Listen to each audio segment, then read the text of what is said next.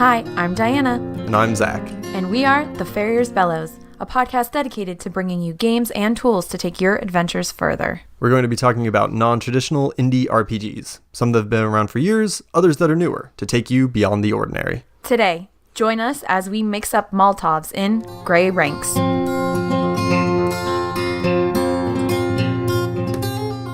Our first segment is The Call to Adventure.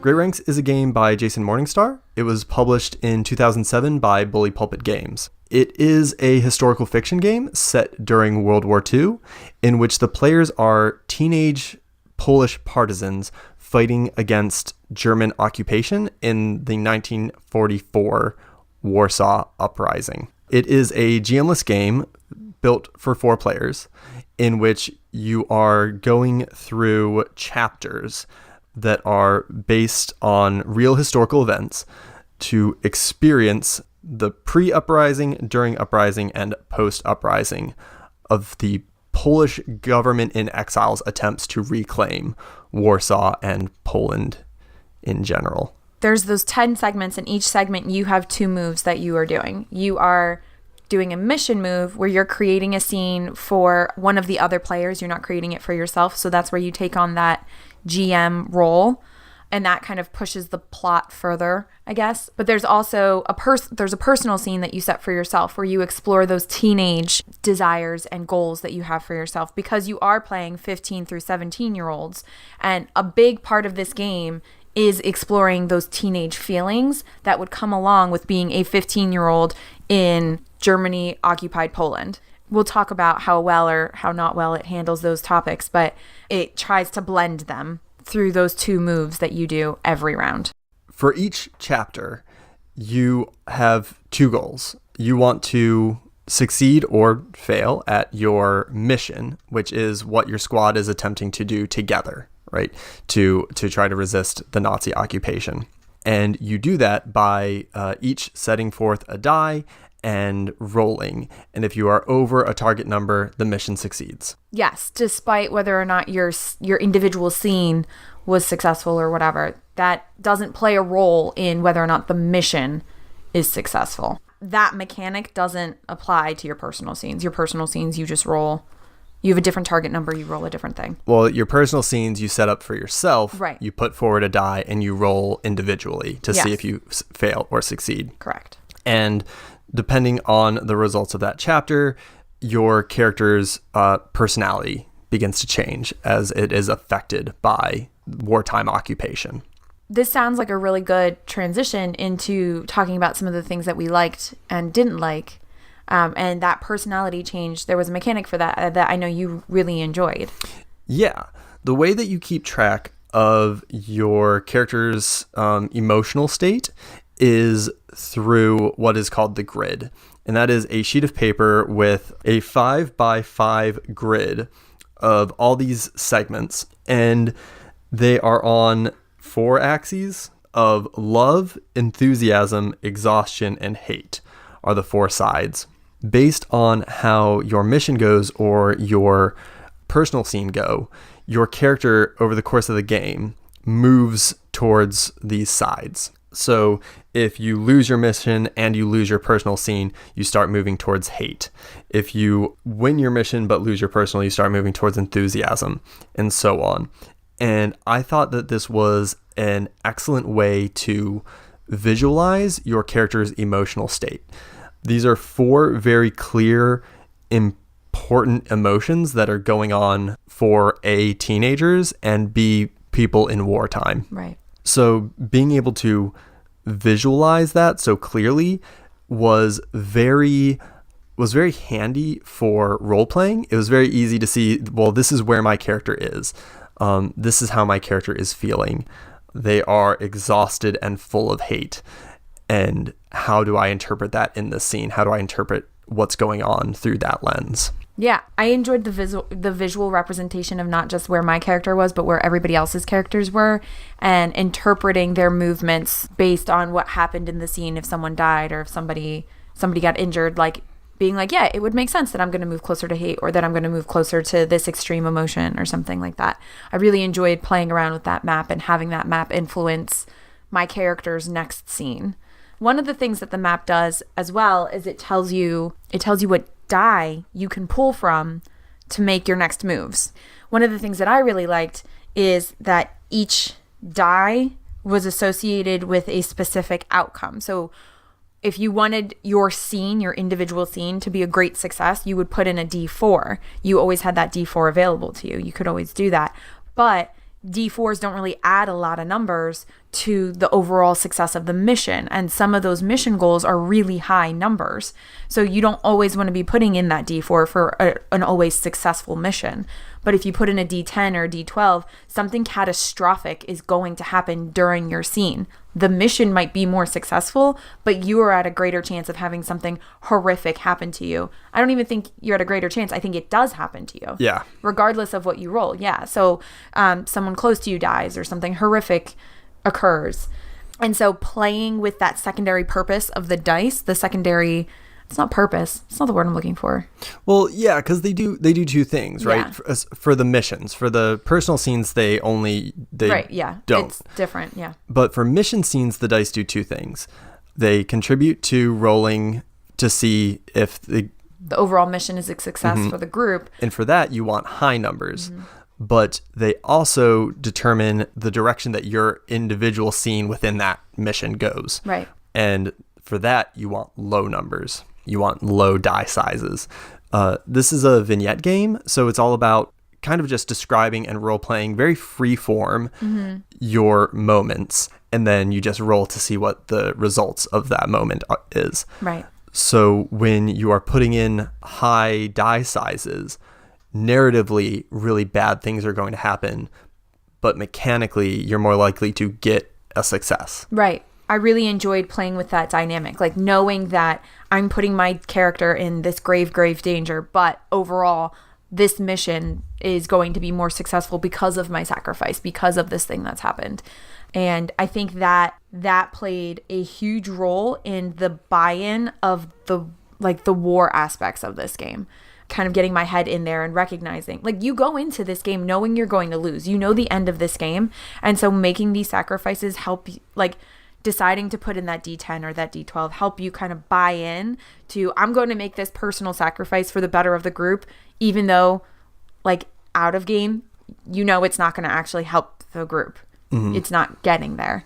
And I just thought it was a really interesting mechanic. And what it results in is a lot of small personal losses for the greater good of the mission. Right. Which ends up being really powerful. I agree. The other place that you get dice, one is the grid, the other is through your reputations.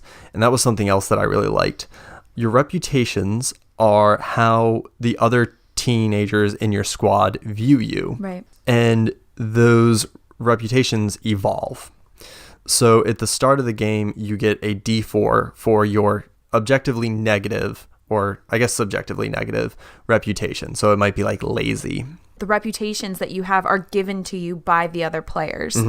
So you don't get a say in them. Everyone has a different reputation, but you do not get a say in your own reputation.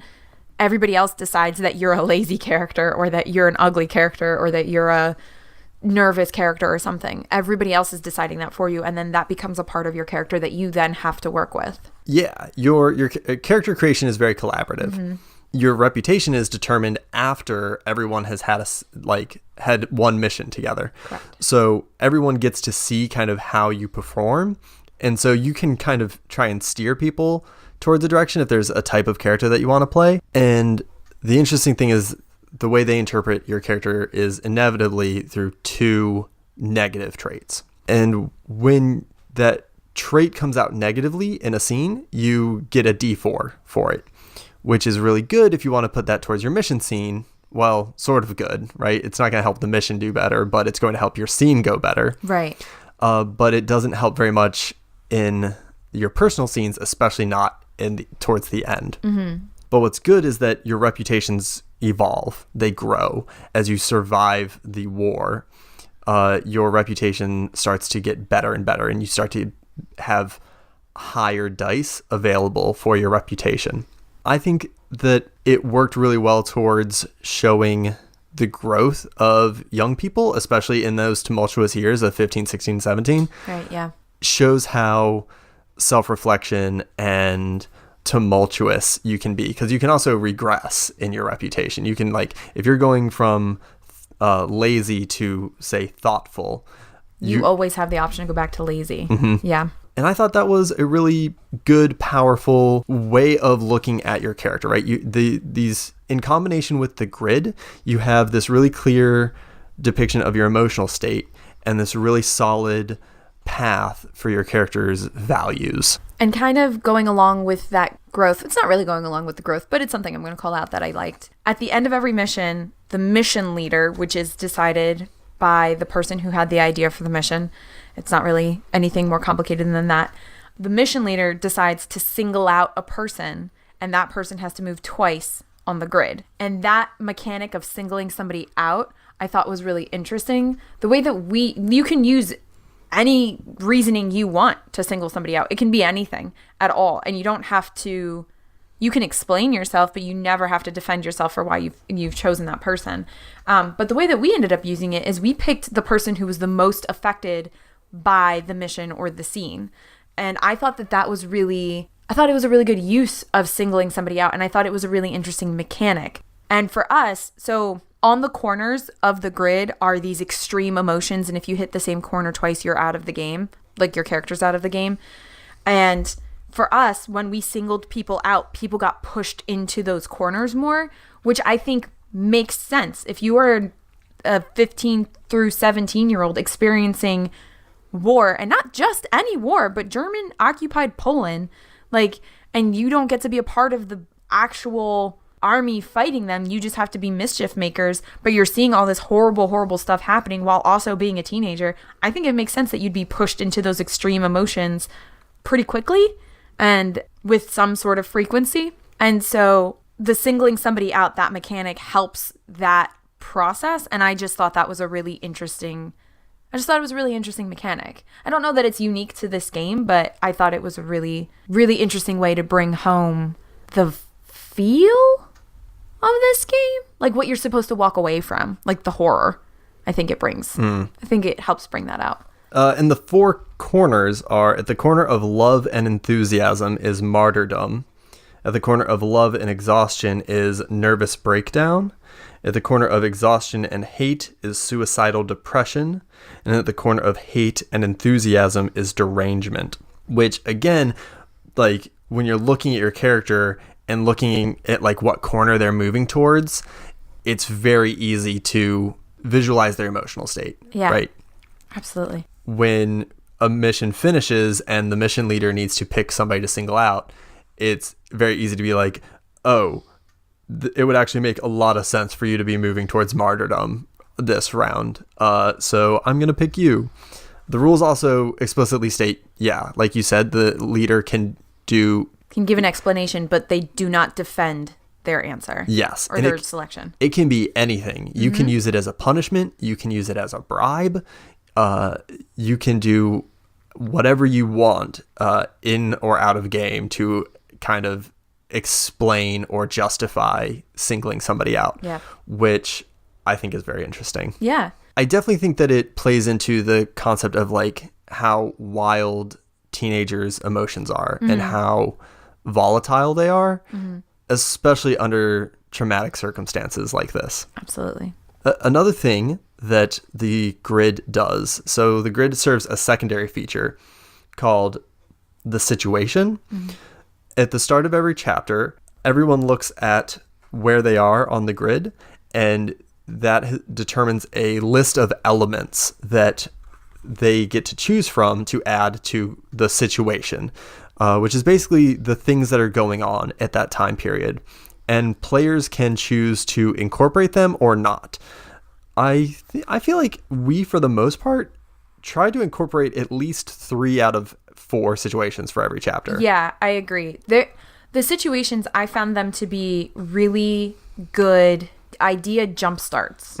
So if you picked Mother, We're Young and Just Want to Have Fun and have no idea what to do with that, you do not have to incorporate it into the scene. Or it can be the scene. It can be you guys running off and finding a river to go swim in. Like, it can be as incorporated or as unincorporated as you want it to be. Yeah, and they range from very lighthearted and, like, teen appropriate Right. to very serious and Holocaust related. Yeah. Some examples include making love. A cattle car packed with camp-pound Jews is stranded, locked in a siding. We're about to be killed. We cannot wait any longer. And Church of the Holy Cross in Old Town. All of these elements that at the start of each chapter, every player gets to choose and put them on the situation list. And from there, anyone can choose to incorporate them into their elements. And we would incorporate them into our missions. We would incorporate them into our individual scenes. We'd incorporate them into personal scenes. And they always manage to work together in a really clear way. And I think it gave us all resources for what can be a very difficult style of play when you're going like straight vignette, Right. role-playing scenes. When we played, we had someone who had never played a role-playing game before. And so as someone who's never played role-playing games before, way back in my history, the vignette style games are probably the scariest because coming up with your own ideas can be really terrifying when you don't know what you're doing. And so having these scenes and having these situations kind of presented as starting points and jumping off points, or maybe they're the end goal and that's kind of where your scene is going, it can just help you get over that like first time nervousness, which I thought was really helpful and I think the player who was here had said it was helpful for her. Well, I know in a few of our previous episodes, you've talked about wishing that you had more support for drawing up like random ideas and stuff like that. Yeah. I feel like I struggle often to come up with an initial idea. Once something's given to me, I feel like I can run with it pretty well, but that initial spark of an idea, I feel like I struggle with. And so the situation tables helped me. They helped me kind of shape up my scenes and figure out what I was going to do. When a scene was given to me, I had no problem with it. But when I had to come up with my personal scenes, I struggled with those. And so having the situations presented to me definitely helped me be able to create my scenes and move forward. Something else that helped me kind of create my scenes and also helped build the atmosphere is that at the beginning of every chapter, you read a Radio Lightning broadcast. And Radio Lightning was a real resistance radio broadcast that went out to the Grey Ranks and to the Home Army. The game changes the timeline of it a little bit, but the Radio Lightning broadcasts that we read at the beginning of every chapter are real events that really happened to real people. And you have to read them before you go into your mission. And the Radio Lightning broadcasts give updates on situations that are happening, which you can use as inspiration for what you're going to do for your mission or what you're going to do for your personal scenes, which we did all the time. But those Radio Lightning broadcasts, they serve a mechanical process of delineating when what a chapter is when it starts. But I think that they are way more thematic in this game. Like they really help you set up the atmosphere of what you're going for. And it's really clear when the Home Army is doing really well and when the Home Army is not doing really well. And you can feel that through the Radio Lightning broadcasts. And so like shout out to that. I thought it was phenomenal. It was like the best part. Not the best part, but it was a pretty good part of the game. Yeah, the change in tone over the course of the game and starting each chapter with Radio Lightning and reacting to the news that we got over Radio Lightning was just fantastic. Yeah. From a role-playing support as well as a historical fiction support. Yeah.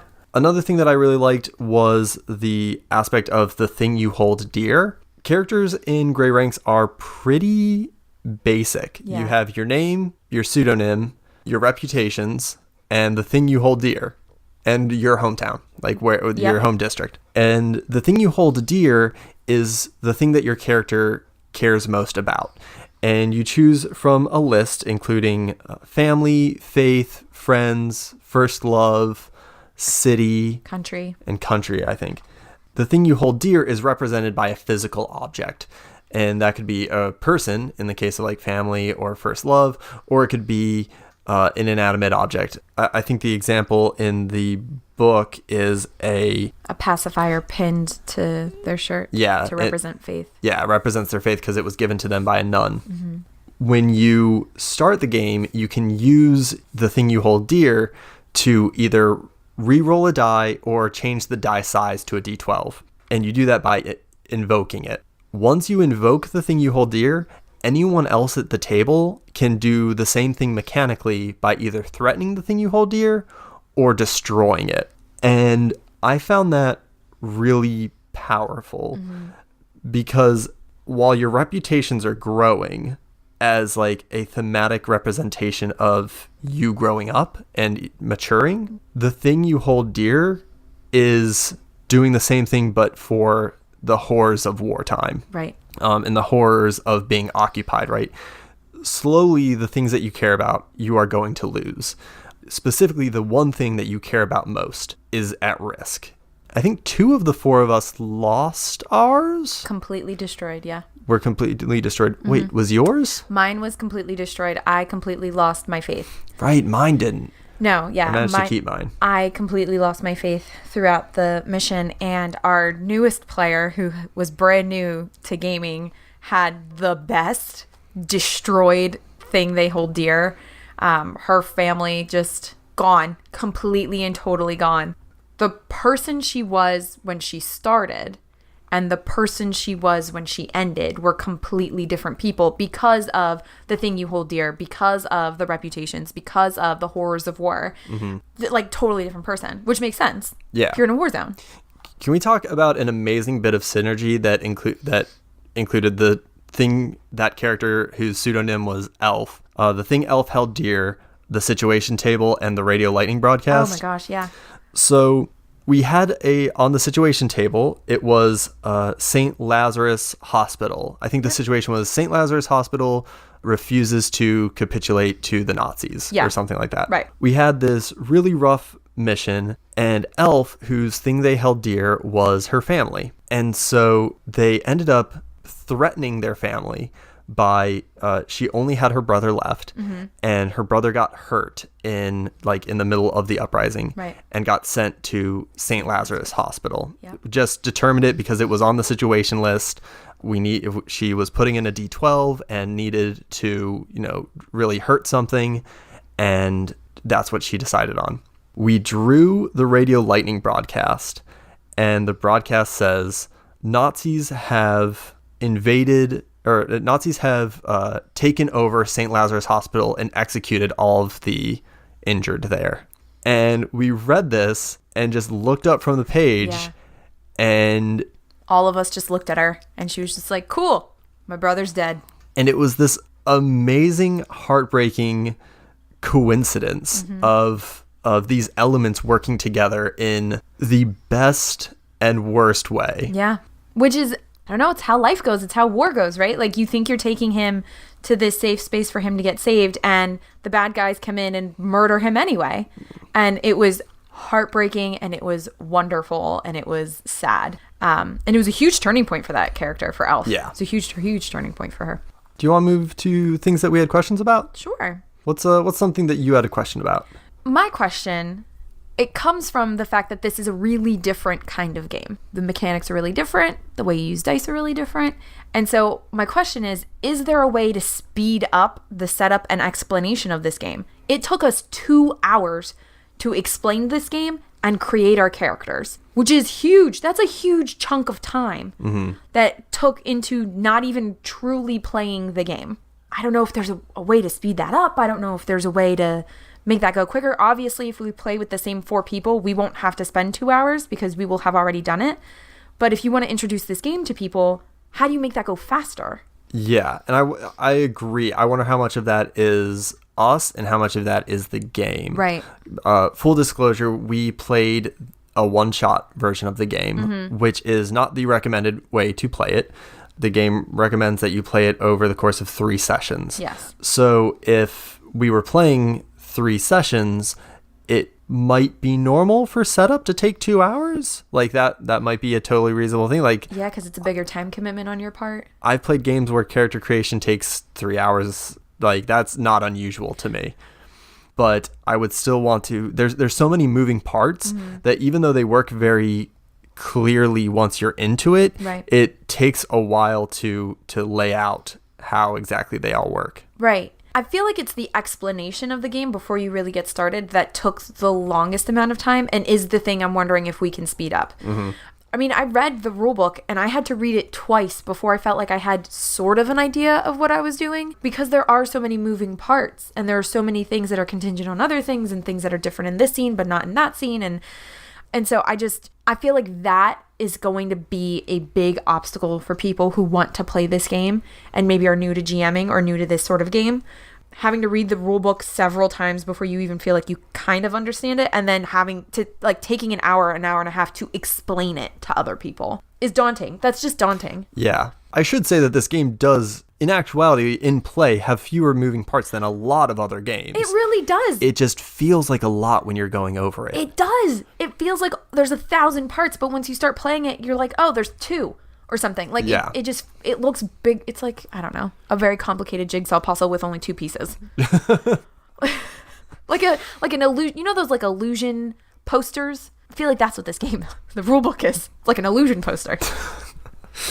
Yeah. I get the feeling that if this game were written now, it would be laid out differently. Yeah. I think that the layout is, this was published in 2007, so the layout is a decade old.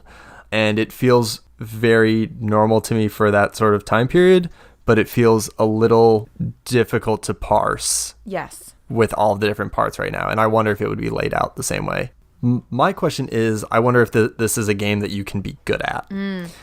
At the end of our first game, I felt like when I played it again, I would be able to gamify it better. Yeah. I felt like there were strategic mistakes that I was making, not necessarily like story mistakes, but strategic mechanical, like that I could optimize my game. When do I save my D12s? When do I put my thing at risk? Mm-hmm. That sort of stuff. Yeah. And I'm not sure if that ability to gamify is a bug or a feature, you know? Yeah. In the end, this is a game that is made to be played to lose. It is a game to be made to explore certain spaces, not a game that is meant to be won. Right. But at the end of our first session, I was like, I think I could win this game. I think if I played it again, I could win. And I don't know if that's... I don't know if that's true. Yeah. I don't know if I could gamify it if I played it again. And B, I don't know if that would be not playing in the spirit of the game, or if that is explicitly playing in the spirit of the game to try to beat the Nazis as teenagers, you know? Yeah, I don't know.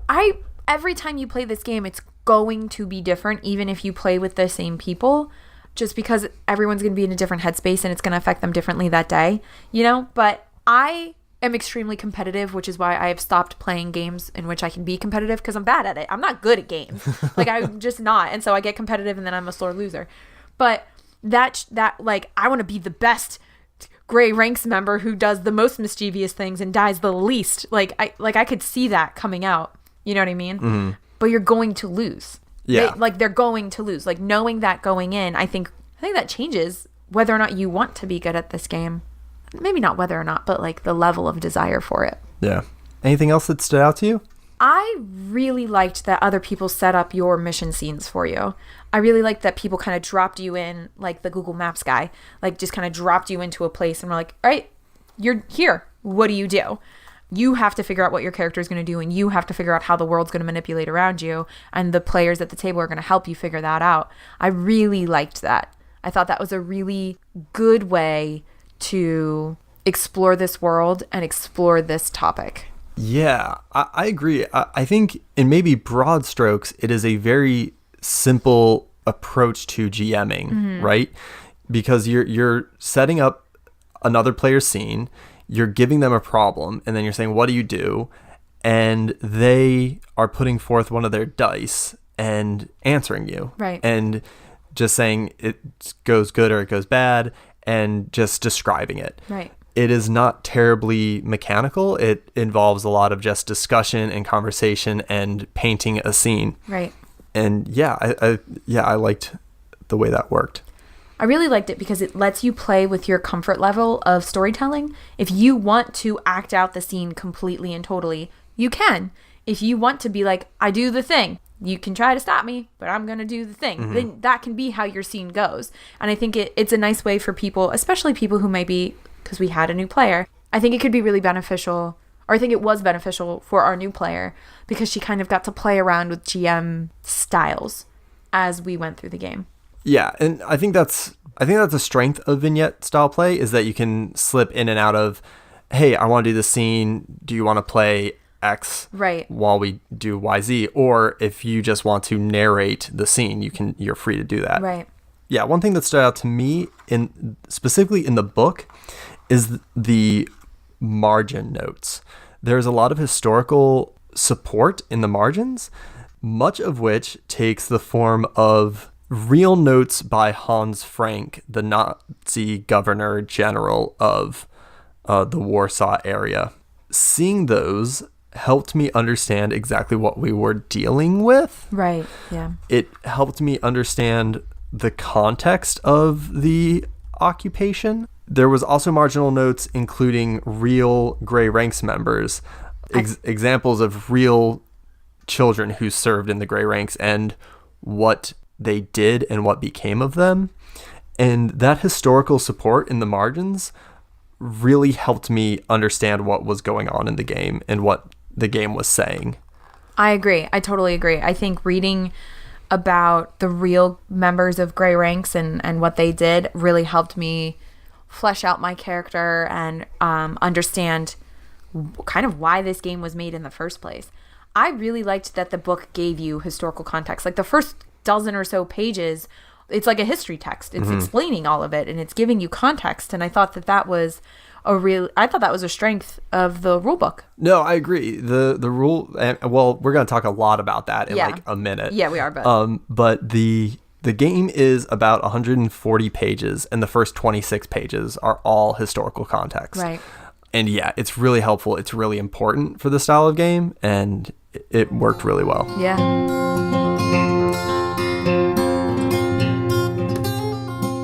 We should approach the Inmost cave. Let's approach it. The issue I want to talk about this week is historical fiction and the concept of historical fiction in games. I am not well versed in historical fiction. Nor am I. But historical fiction is nevertheless an incredibly popular genre, it is. Both in books and in film. Yeah, absolutely. I find it is not that popular a genre in RPGs. I think I have 3 historical fiction RPGs, and 2 of them are written by Jason Morningstar. Yeah. Grey Ranks and Night Witches. I do not think that it is that popular of a genre, just straight historical fiction. You get a lot of historical fantasy, but historical fiction, I don't see nearly as much. Right. And I think one of the reasons for that is that players are afraid to represent time periods and peoples that they are not. Mm-hmm. It can feel daunting to say, yes, I'm going to step into the mental space of an oppressed person in 1940s Poland. Right. You need a lot of support for historical fiction in a game that you don't necessarily need in literary fiction or in film. Right. Those mediums can give you exposition when you're unaware of something, when you're unaware of background, and it doesn't ask you to improvise elements and to say, yes, I'm going to be this person. I'm going to pretend to understand those experiences at some level. Right. I think that one of the reasons it's not extremely popular, it goes along with that. Taking on the mantle or taking on the role of this person who's been this oppressed is really heavy.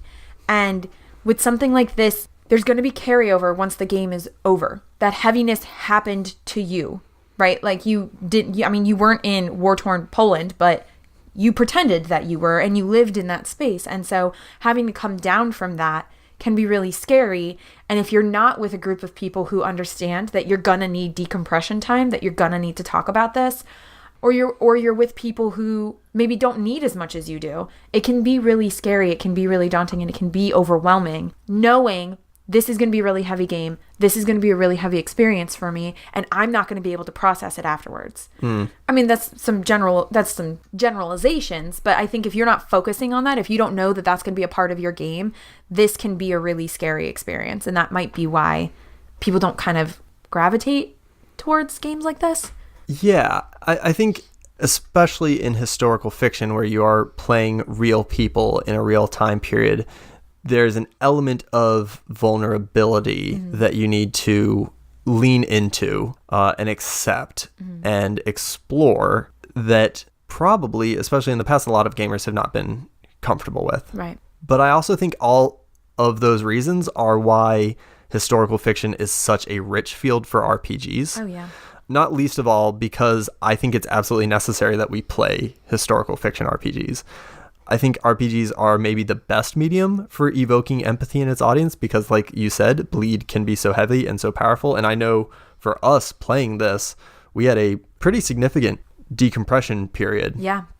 Where we kind of just sat and we talked about our feelings and our experiences and how we interacted with the game in a way that was significantly more serious and thoughtful than a lot of our other decompression periods are. Yeah.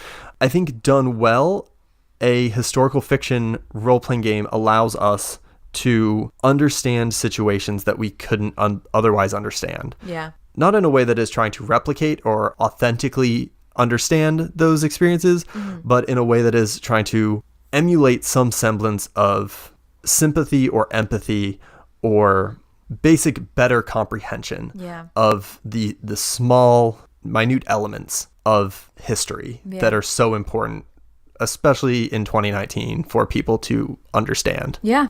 And I think this game does a lot of the work that it needs to do for that. Like we said, the first 25 pages of this game are all historical background. They are helping you to understand what the situation was in Poland at that time, much of which I didn't know. But I didn't even know that this event happened. And playing this game, after playing, I immediately started looking stuff up because it was interesting and I didn't know about it. I didn't know anything about it. Yeah. I don't think I didn't either. I knew vaguely of Warsaw and the situation in Warsaw. I knew of the Warsaw Ghetto Uprising, but I had no idea about the Great Ranks, no idea about the power struggle that was going on between the Home Army, the People's Army, the Soviet Army, and the Nazi Army, and all of these power struggles and people vying for control and the fascinating internal politics going on at that time, that this game helped me understand and helped me see an aspect of history that I didn't know. Right. Both by having a lot of nonfiction support and by giving me a lot of support to play a character in that time period and to care about districts in Warsaw that I had never heard of before. Right. I started this game not knowing anything about the different districts and then ended with this legitimate personal anger at what happened in Ochota. Yeah. And I think that's fascinating and really powerful. Yeah. The actual events are also, we talked about Radio Lightning as well. Yeah. Radio Lightning includes actual events, so it gives you that nonfiction support, but it also gives you this pacing support. The way the game is broken up into chapters helps you focus in on individual events and understand, okay, this is the event that's happening right now. These are the smaller elements that I need to focus on. And by breaking it up into these scenes, we aren't, as players who may not be familiar with this historical event, we're not expected to just improv events or make up events. Right. We're expected to handle them piecemeal, and that allows us to play in that space and explore in that space respectfully, but also with broad strokes. Right. I think that's the strength of historical fiction, is that it's fictional, so it's made up, but it is within the constraints of what actually happened. Right. Good historical fiction allows you to connect with the character and understand the events better. And I think that narrow scene framing helps a lot. When I taught my story games class, I would tell students that these games were meant to be entertaining but not fun. Yeah. There's a difference between enjoyable but not fun, right? There's a difference between enjoying a beautiful but dark film and finding it fun. Yeah. One of the things that I thought was really interesting is that at the start of the game, where the Grey Ranks members are just getting up to a lot of mischief and are doing they're taunting the Nazis and they're having fun doing it. And Radio Lightning is very chipper and optimistic. We were as players, we were laughing and making jokes, and we were taunting the Nazis. Right. And then towards the end of the game, that was not happening. when our emotional states were in the corners and we were constantly finding ourselves having really bad personal mission scenes, but succeeding our missions and sacrificing things to succeed in our missions, we started taking the game a lot more seriously. Yeah. And I thought that transition and that growth, both from the character standpoint and the player standpoint, made this such a powerful experience of a game that even as someone who does not like reading or watching much historical fiction, I thought this was so powerful and so engaging that I fell in love with it. No, I agree. This is a powerful game. And if you play it the way it's meant to be played, which I don't think is hard to do. No. If you play this game the way it's meant to be played, you will be moved. Some part of you is going to be moved by this game. I wonder what would happen if this game had a little bit more support for the personal scenes, those personal aspects. The game does an amazing job of providing background on the situation in Warsaw and the background of the war, but it doesn't give us information on what it's like to be a teen in 1940s Warsaw, and that's half of the game. Right.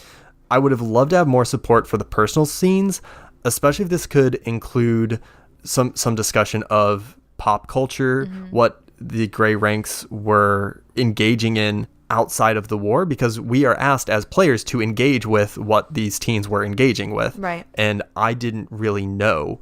I would love for more support for pop culture. I'd love more support for queer content for the teens. Like, we're asked to explore romance and love, but there's no discussion of queer content. There's no discussion of gender roles.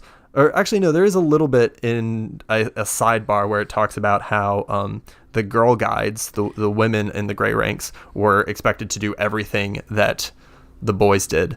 It wasn't like they weren't divided up into like soldiers and nurses. Yeah, there wasn't like a hard line. They may have been initially expected to take on some more of those like nurse roles, but they were sewer guides. I think they like were killed at the same rate that the Boy Scouts were. So yeah, those hard lines. Now the game doesn't specifically say anything against queer or but there's no statement for. Yes, it is not like an inherently heteronormative game, but I know Jason Morningstar's other game, which is structured similarly, Night Witches, has a whole chapter on queer content in the game, which is a lot more explicit. You're playing a squad of all women soldiers in Soviet Russia, or pilots. So you're for sure going to be engaging with queer content in that game, but I wish that I had maybe had a little bit more personal content, and I think that would be an area where you could include that kind of thing. I agree. I mean, this game was created in 2007, so maybe it's a little bit of a product of its time, but I agree with you because now it's 2019. There's no reason we can't put a couple updates in there. Yeah. Also, religious diversity. I think like what it would be like to be a Jewish teen not in the ghetto, or who survived the ghetto uprising and is now in the Grey Ranks. Right. Because being a Jewish teenager is an option in this game, but we didn't have any support for what that might look like or might feel like. Right. And for the personal scenes, I would have found that very valuable. I agree. So I just wonder, could you use this game? Could you use these mechanics to tell other war/child soldier stories? Right? Like if you change the radio lightning broadcasts to be reflective of that war, of that battle, skirmish, whatever, could you use this game? I feel like you probably could, but would you lose some of it? Would you lose some of that atmosphere building because it's a different war and the situations are different? You know, I just wonder. So that's just like I just wonder about that. The short answer is that you could, but I wonder how it would change. Yeah, you would have to rewrite all of the historical fiction content, or all the nonfiction content, rather. Right. And I like, is that too much of a undoing, or I don't know. It's just a thing I wondered. So a thing that popped into my head.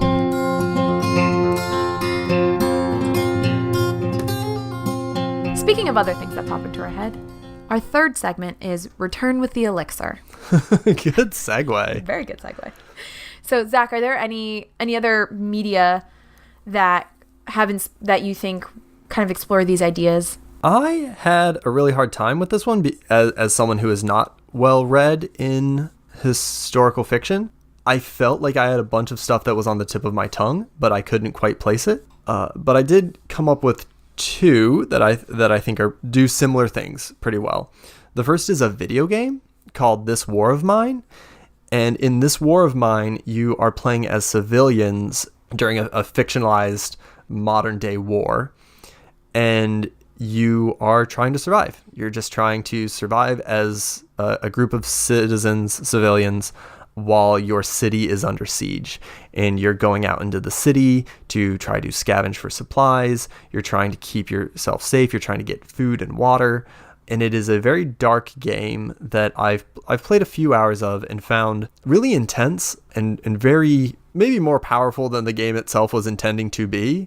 I found it hit me very hard, like this struggle for survival when what is normal has been stripped away. Right. The game actually has like a reference list, and it lists The Pianist, which I cannot get all the way through. But I wrote that down because, one, the rule book lists it, but two, it literally takes place during that time period, during that occupation, during the uprising. These elements also make me think of the animated film Grave of the Fireflies, which, have you ever seen? I don't think so. I watched it once in college, and I don't know if I could watch it again. It is about a brother and sister who are trying to survive after the bombing of Hiroshima. That sounds hard. It's a very powerful film, and it is also exploring these same kinds of things.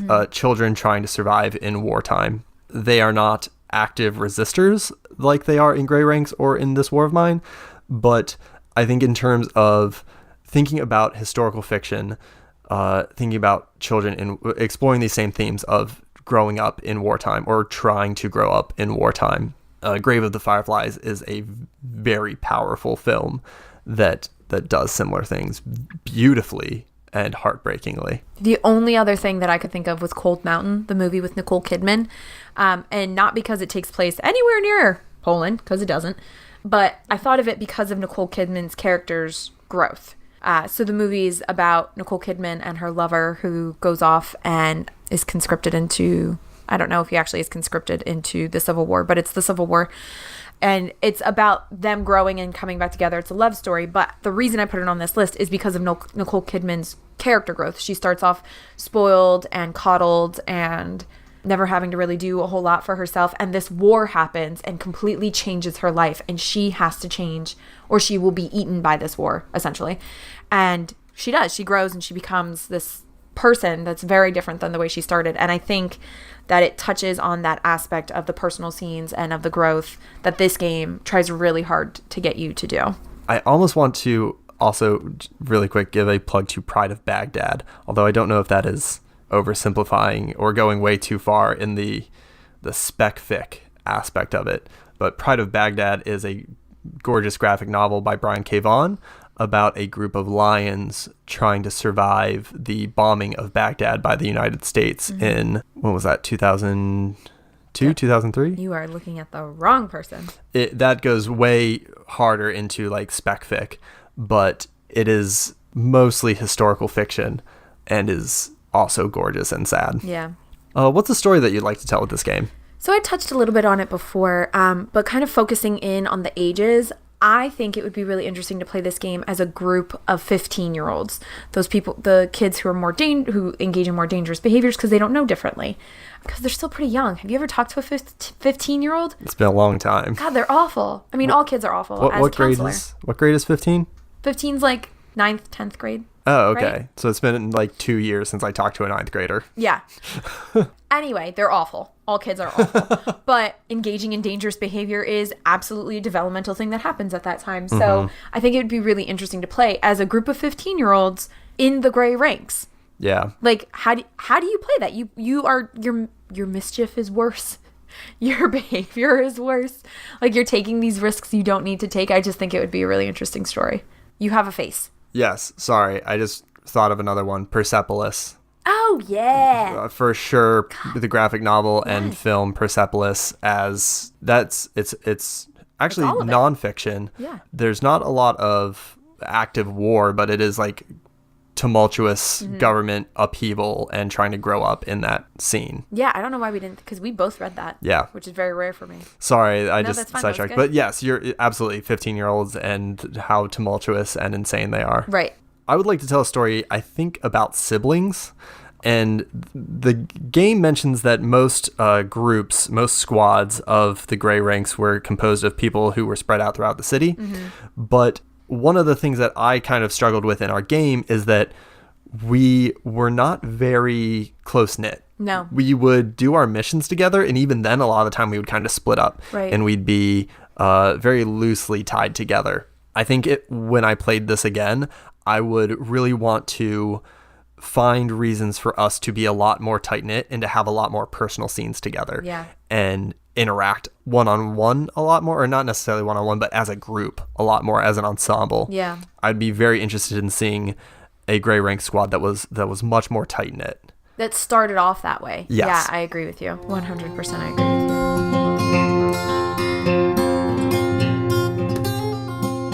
you. The Farrier's Bellows is a production of The Gauntlet. You can find us on Twitter at GauntletRPG. You can find us on our website at gauntlet-rpg.com. And we're on Patreon at patreon.com/gauntlet, where you can contribute to The Gauntlet and support many great shows like ours. We want to give a special thanks to our editor, Zach B. You can also find us on iTunes. Please rate and subscribe to us. We would really appreciate it. Follow us on Twitter at Farrier's Bellows. Talk about us and talk to us. Until next time, you cannot dream yourself into a character. You must hammer and forge yourself one. Remember to keep tuned to Radio Lightning.